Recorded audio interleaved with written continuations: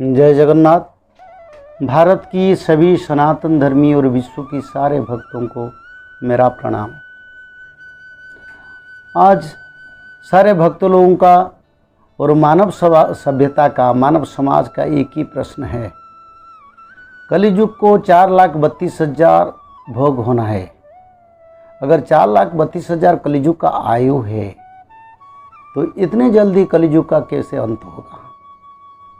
सत्ययुग का आयु 17,28,000 वर्ष था। त्रेता युग का आयु 12,96,000 वर्ष था। द्वापर युग का आयु 8,64,000 वर्ष था और कलियुग का आयु 4,32,000 है।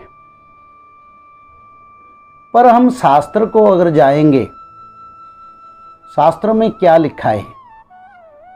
एक इंसान को अगर उनका कुंडलियाँ, जन्म कुंडली में 100 आयु है तो उनको कितना भोग होता है और कैसे भोग होता है। अपने कर्म के हिसाब से वो इंसान 100 साल से कोई 30 साल बचता है, कोई 40 साल, कोई 60 साल, कोई 70 साल, ज़्यादा से ज़्यादा कोई 80 साल तक बचता है। ये एवरेज जो सीनरी, एवरेज जो सृष्टि का नियम है, उसी हिसाब से हम देखेंगे कलियुग का आयु अगर 4,32,000 है तब कलियुग का कितना भोग होगा, त्रेता को कितना भोग होगा, द्वापर को कितना भोग होगा, सत्ययुग को कितना भोग होगा। सूर्य सिद्धांत नाम का शास्त्र में चारों युग की आयु के बारे में लिखा है। एतत् 12 सहस्राणि चतुर्युग मुदाहृतम, यानी एतद यानी ये चारों युग, सत्य त्रेता द्वापर युग का आयु मिला के 12,000 साल है। यानी आयु तो लिखा है 4,32,000, पर ये इस कलियुग का और सत्य त्रेता का 17,28,000 और त्रेता का 12,96,000, द्वापर का 8,64,000। ये शास्त्र में लिखा है। भोग हुआ कितना और कितना भोग होगा, इसके बारे में सूर्य सिद्धांत में लिखा है। इसके बारे में सूर्य सिद्धांत में ये लिखा है, एतद 12 सहस्राणि चतुर्युग मुदाहृतम, यानी चारों युग का आयु मिला के सिर्फ 12,000 वर्ष है। फिर वही सूर्य सिद्धांत में चारों युग की आयु के बारे में ये लिखा है, एतत् 12 सहस्रं चतुर्युग मिति श्रुतम कृत तेता द्वापर कलिश्चैव चतुष्टयम्, यानी एतत् 12 सहस्रं चतुर्युग मिति श्रुतम, यानी चारों युग का आयु ये लिखा है, ये होने वाला है। क्या है न, कृत त्रेता द्वापर और कलियुग, ये 4 युग का आयु मिला के 12,000 साल है। तो ये जो शास्त्र लिखा है, शास्त्र कभी मिथ्या नहीं है। और अगर हम मनु संहिता को जाएंगे, क्योंकि मनु चतुर्युग गणना, यानी मनु की शासन में ये चारों युग उनका शासन में रहता है। अभी जो मनु शासन कर रहे हैं, कलियुग, सत्ययुग, त्रेता युग, सत्ययुग चल गया, त्रेता युग गया और द्वापर भी गया, अब कलियुग चल रहा है। ये चारों युग का जो मनु, उनका नाम वैवस्वत मनु है।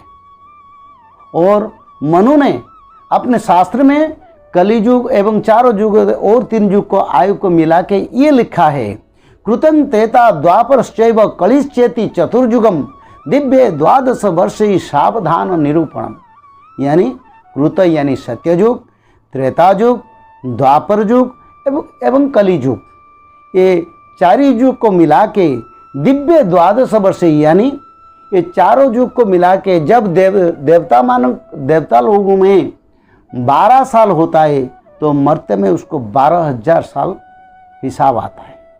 तो उसी हिसाब से मनु ने अपने शास्त्र में लिखा है, जब चारों युग का आयु 12,000 साल भोग होता है तब देवता लोगों का 12 साल भोग होता है एवं उसको देवलोक में, स्वर्गलोक में दिव्य वर्ष कहा जाता है।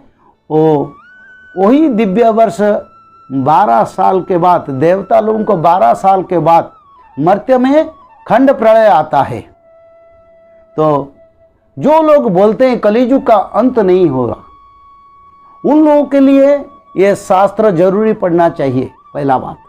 दूसरा जो बात है, भगवान का खुद का सखा सुदाम सखा जो महापुरुष अच्युतानंद नाम लेकर ये उड़ीसा की पावन मिट्टी पर पद्म वन पर जन्म हुए थे, उन्होंने जो भविष्य मालिका 1,85,000 1,85,000 ग्रंथ लिखे हैं, वो सारे ग्रंथ में एक ही बात लिखे हैं, कलियुग का आयु 4,32,000 से सिर्फ कलियुग को 5,000 साल भोग होगा।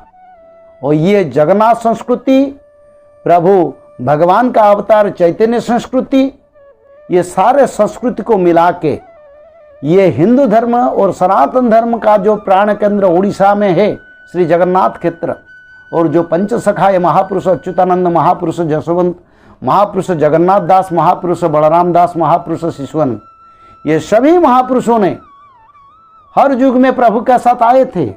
और इस युग में जब जगन्नाथ जी दारू ब्रह्म अवतार लेके उड़ीसा की नीलकंठ पर, नीलाचल पर, श्रीक्षेत्र पर अवतरण है और अवतारित है, वो अभी वो क्षेत्र कलियुग का क्षेत्र हो, कलियुग का क्षेत्र है। और कलियुग की क्षेत्र जो श्री क्षेत्र हुआ, तो उसी क्षेत्र उड़ीसा की पर पंचसखा भी आए।